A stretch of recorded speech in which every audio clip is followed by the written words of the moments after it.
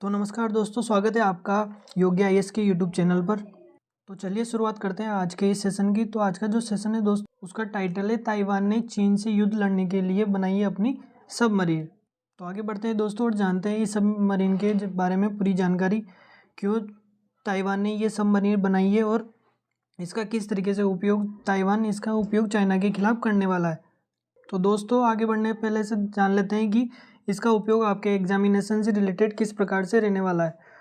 तो आपके UPSC mains examination GS paper number 2 में इसका उपयोग महत्वपूर्ण तरीके से, जिसमें आपका टॉपिक आता है इंटरनेशनल अफेयर्स के नाम से। तो चलिए इस खबर के साथ स्टार्ट करते हैं हम आज के इस वीडियो को। ताइवान ने अपनी स्वदेशी पनडुब्बी विकसित की है। चीन के साथ जारी तनाव के बीच किसी भी संभावित हमले से सुरक्षा के लिए उसने ये पनडुब्बी बनाई है। ताइवान ने गुरुवार को बंदरगाह शहर काओसुंग में इस पनडुब्बी का अनावरण किया। इस समारोह की अध्यक्षता राष्ट्रपति साई इंग वेन ने की। पनडुब्बी के अनावरण के बाद साई इंग वेन ने, जो राष्ट्रपति है ताइवान की, उन्होंने वायुसेना को इसका मॉड्यूल प्रोत्साहित किया। इसके बाद राष्ट्रपति ने एक स्पीच देकर इसका मॉड्यूल सबके सामने प्रोत्साहित किया, यानी कि दिखाई दिलाया सबको इस सबमरीन को। तो चलिए शुरुआत करते हैं न्यूज की खबर से। तो बीबीसी न्यूज की आप खबर देख लीजिए। ताइवान ने किसी मुकाबले के लिए बनाई है स्वदेशी पनडुब्बी। दोस्तों आपको बता दें कि ये जो पनडुब्बी बनाई है वो ताइवान ने स्वदेशी बनाई है। तो आगे बढ़ते हैं अगली खबर की तरफ। द हिंदुस्तान की खबर पढ़ते हैं। ताइवान के तनाव पर पास तैनात पनडुब्बी गायब हैं। चीन के रक्षा मंत्री कौन सी चाल चल रहे हैं। ठीक, आगे बढ़ते हैं। ये खबर पढ़िए दोस्तों। All you need to know about Taiwan new submarine in 500 words. ये द इकोनॉमिक्स टाइम की भी आप खबर पढ़ सकते हैं। Taiwan launches the island first domestically made submarine for testing. आगे चलिए। Taiwan launches its first submarine for testing in face of China threat. आगे पढ़िए। ताइवान ने घरेलू तकनीक से बनाई अपनी पहली पनडुब्बी। तो दोस्तों आपके मन में एक सवाल उठ रहा होगा कि ताइवान ने ये पनडुब्बी क्यों बनाई। दोस्तों ये इस सवाल का जवाब जानने के लिए आपको पूरा इस सेशन को अब एंड तक देखना पड़ेगा। उसके लिए आप पहले ताइवान को और चाइना को इस मैप में, वर्ल्ड मैप में पूरा देखिए, समझिएगा कि इनके बीच कॉन्फ्लिक्ट क्या है। तो चलिए आप ताइवान को यहाँ पर देख सकते हैं इस तरीके से। ये ताइवान यहाँ पर है और चाइना इस जगह पर है। अब दूसरे मैप पर हम चलते हैं। जिस तरीके से आप एशिया के मैप में यहाँ पर चाइना को देख रहे होंगे, ये चाइना, एक मिनट के लिए, ये चाइना है। यहाँ पर लिखा हुआ ताइवान, लेकिन ताइवान इस जगह पर है, जैसे कि आप यहाँ पर देख रहे होंगे।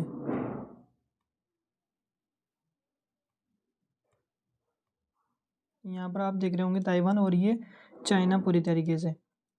अब इनके बीच है एक समुद्र की रेखा, जिसे जल डमरू नाम से, मध्य रेखा नाम से जाना जाता है।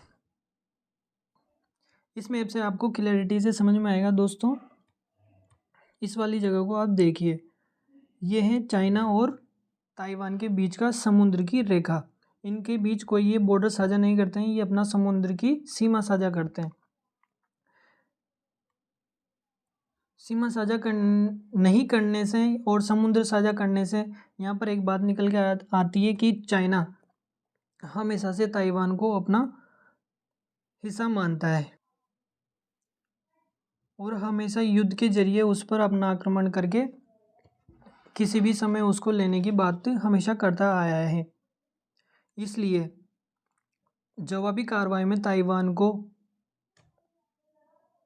पनडुब्बी की आवश्यकता है चीन के खिलाफ लड़ने के लिए।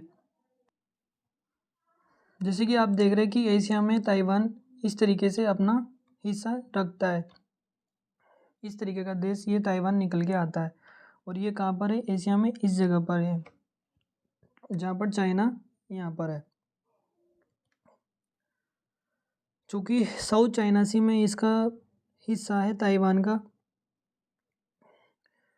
दोस्तों ये साउथ चाइना सी में अपना क्यों वर्चस्व बढ़ाना चाहता है चाइना, क्योंकि यहाँ पर गर्म और जो ठंडी जलधाराएं समुद्र की वो मिलती है। और आपको पता है कि जहाँ पर भी ठंडी और गर्म जलधाराएं मिलती है वहाँ पर हमेशा मछली पालन के लिए वो जगह बहुत अच्छी होती है।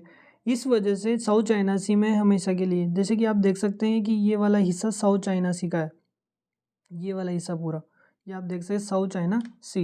इसलिए ताइवान को हमेशा अपने पक्ष में करने के लिए चाइना लगा रहता है।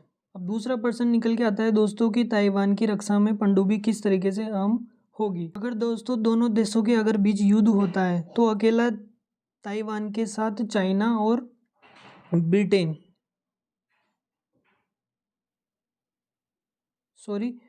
चाइना के खिलाफ अमेरिका, ताइवान और ब्रिटेन, फ्रांस और लगभग भारत भी अगर इन दोनों देशों के बीच युद्ध होता है तो बीच में निकल कर आएंगे और ये भी ताइवान की तरफ से अपना युद्ध लड़ेंगे। क्योंकि दोस्तों ताइवान का कोई अपना वो नहीं है, लेकिन अमेरिका अपना वर्चस्व साउथ चाइना सी में बढ़ाना चाहता है। ग्लोबल साउथ में हमेशा उसने भारत को ऊपर रखा है क्योंकि वो अपना वर्चस्व पूरी दुनिया में बनाकर रखना चाहता है। इसलिए वो साउथ चाइना सी में बसे हुए एक देश ताइवान का हमेशा से साथ देता है।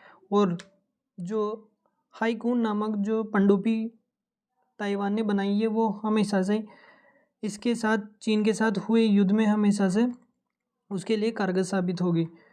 क्योंकि अगर युद्ध अगर होता है भविष्य में कभी अगर ताइवान का चीन के साथ, तो अमेरिका के युद्धपोतों को ताइवान तक लाने के लिए हमें ताइवान को इससे बहुत मदद मिलेगी ताकि कुछ समय तक उसकी रक्षा की जा सके ताइवान की। अब तीसरा क्वेश्चन निकल के आता है दोस्तों, ताइवान पर हमला क्यों करना चाहता है चीन।